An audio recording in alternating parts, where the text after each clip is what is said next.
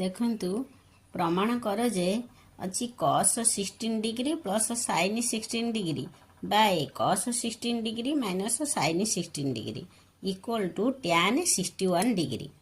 ताले हम फास्ट कौन करवा RHS नेले हमको सुविधा हम RHS अच्छी tan 61 डिग्री ताले हमको भांगी पार 61 टा हमर 45 plus 16 degree tan 16 degree Etah tan a plus b रे भांगिले हमको सूत्र पकेया को सहज हम। ताले कौन करिया ना tan a plus tan b by 1 minus tan a into tan b tan 45 रो मूल्य केते हबो 1 जानिच सेति पई हैला 1 plus tan 16 degree by 1 minus tan 16 degree.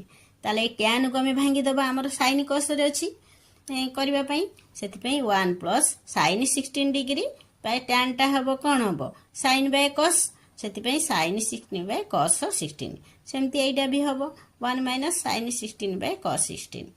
ताले एटा कोन करे फास्ट ऊपरटारे लॉस को नै जिबा लॉस टा केते हबो cos 16 डिग्री ताले एटी 1 अछि सेति पई cos 16 degree plus sin 16 degree by cos रही गला।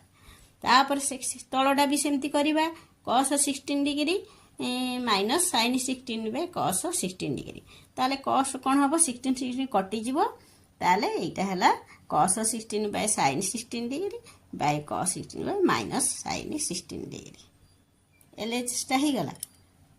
Thank you.